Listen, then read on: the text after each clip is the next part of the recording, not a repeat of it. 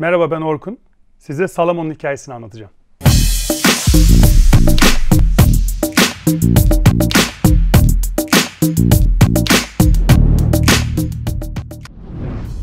Salomon deyince birçoğumuz için çok şey ifade ediyor. Özellikle outdoor, doğa sporlarıyla ilgileniyorsanız. Bazılarımız için hemen aklımıza o Kral Salomon geliyor. Fakat aslında ikisinin birbiriyle hiçbir alakası yok. Salomon, François Salomon'un soyadı. Salomon ailesi 1947 yılında Annecy'de, dağlarda, Alplerin ortasında, Fransız Alplerinin ortasında yaşayan bir aile.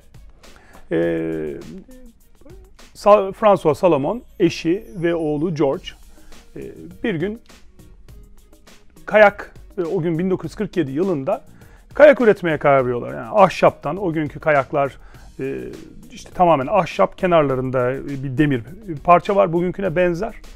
Ve bunları daha çok hem kendileri marangoz atölyesi şeklinde üretiyorlar, hem de aslında bozulmuş kayakları şekillendiriyorlar. Demirlerini tamir ediyorlar. Ve aslında bu şekilde kayak işine başlıyorlar ki o zamanlarda Alplerde zaten birçok insanın daha 1940'lı yıllarda bile hayatının çok önemli bir parçası kayak. Hem ticari olarak hem de günlük hayatlarında ulaşım aracı olarak, spor olarak. Asıl hikaye burada başlıyor. Hikaye burada başlıyor ve tam bir aile hikayesi. O yüzden ben bu tarz aile hikayelerini çok seviyorum. Hem kendi hikayemize, işte annemle, babamla bizim olan hikayemize benzetiyorum. O günleri hatırlıyorum. Hem de farklı bir duygusallık katıyor işin içine. Böyle anne, baba, çocuk olduğu zaman ki Salomon'un hikayesi böyle bir hikaye. Yani sadece François Salomon diyemeyiz. Hem eşi hem de oğlu George hep birlikte ilk günden beri beraberler. Sonrasında asıl Salomon'un bir marka olarak karşımıza çıkması 1947'den 57'ye kadar Salomon küçük bir tamir veya kayak şekillendirme atölyesi diyelim. Bir kayak üretim atölyesi de değil. 1957 yılında Salomon aslında karşımıza bizim bir kayak bağlaması olarak çıkıyor. Ve uzun yıllarda öyle devam ediyor. Ta ki 1980'lere 79 işte ilk kayak ayakkabısını üretene kadar Salomon bizim karşımıza tüm dünyaya kayak bağlaması olarak çıkıyor ama burada şöyle bir çok önemli nokta var. Salomon 1957'de ilk kayak bağlamasını bugünkü bağlamalara benzer ki şu anda ekranda görüyor olmanız lazım o ilk bağlamaları. İlk o bağlamayı metal yapılmış otomatik sistemler içeren ilk bağlamayı yapana kadar kayak ayakkabıları zaten deri ve deri kayak ayakkabılarında deri bantlarla, deri kayışlarla kayağa bağlıyorlar ve kayağın atması, güvenlik sistemleri diye bir şey söz konusu değil. Dolayısıyla Salomon'un yaptığı ilk kayak bağlaması kayak dünyasında çığır açıyor. Ve Salomon aslında bir şey icat ediyor. Yani Apple'ın iPhone'u ve akıllı telefonu, smartphone'u icat etmesi gibi ve Edison'un ampulü icat etmesi gibi kayak bağlamasını icat eden firmadır Salomon.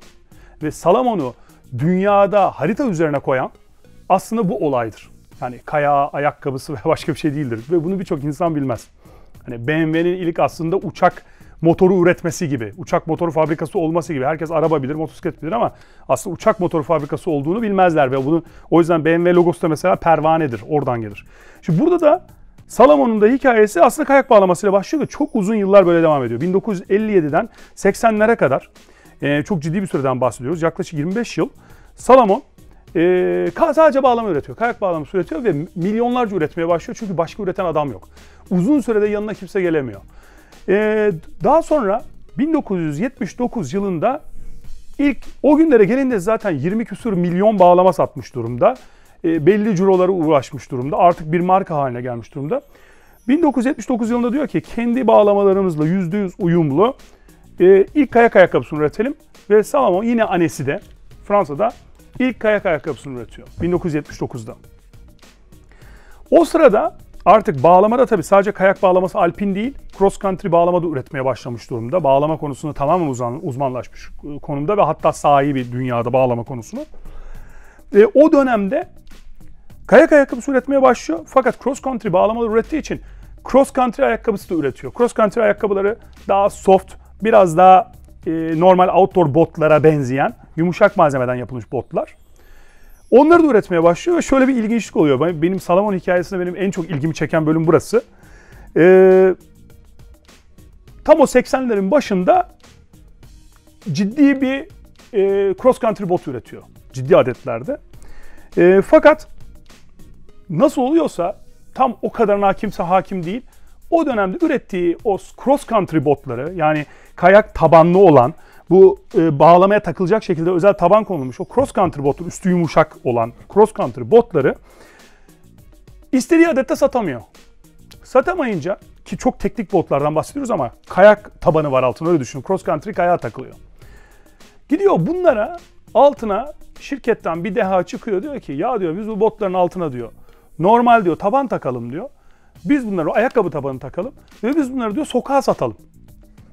İlk önce bu çok çılgın geliyor bu adamlara. Ya dalga mı geçiyorsunlar, cross country ayakkabısını kim alır sokakta giyer diyorlar. Rengarenkli ayakkabılar bunlar, böyle morlar, yeşiller falan, o 80'ler tam. Kocaman Salomon yazıları üzerlerinde. Ve bunu yapıyorlar. Yaklaşık ellerinde herhalde 500-600 bin civarında bir ayakkabı var. Bunların hepsine normal ayakkabı tabanı takıyorlar ve bu ayakkabıyı sokağa satıyorlar. Aslında cross country botunu sokağa satıyorlar.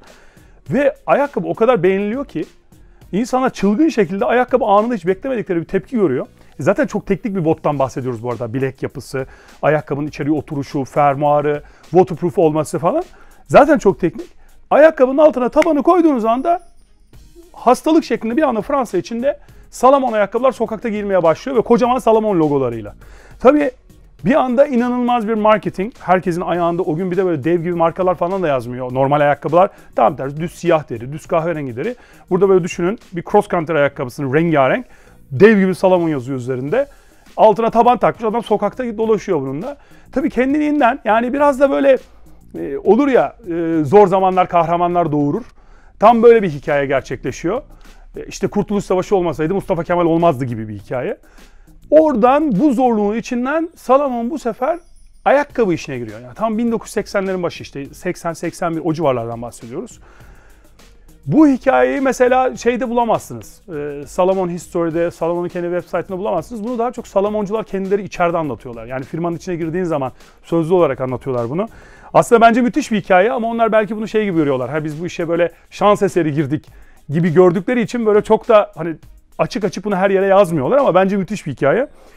Oradan Salomon ayakkabı hikayesi başlıyor ve çoğunuzu ilgilendiren ve daha çok aslında dünyanın şu anda bildiği işte Salomon bot ve ayakkabı hikayesi oradan başlıyor ve Salomon bugüne gelindiğinde, yani 2010'lara gelindiğinde outdoor ayakkabısında dünyanın en teknik algılanan, algıda da öyle, üründe de öyle, dünyanın en teknik ve en büyük outdoor ayakkabı markası haline geliyor. Salomon'un uzun süre aile yönetiyor. Çok uzun yıllar aile yönetiyor. George 2010 yılında vefat ediyor. Oğlu birlikte 1947 yılında daha çocuk olan George 2010 yılında vefat ediyor. O güne kadar da şirkette bir şekilde, tabii son ana kadar yönetmiyor ama şirketle alakası var.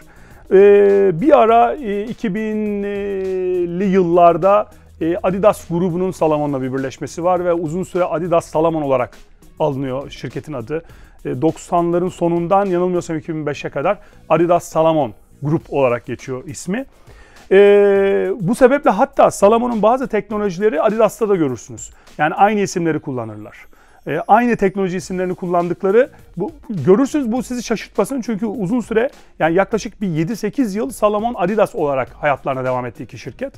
Sonra 2005 yılında Hollandalı Amer grubu, Amer Holding Salomon'u Adidas'tan satın aldı ve kendi bünyesine geçirdi. Bugün itibariyle Salomon Amer Holding bünyesinde hayatına devam etmekte.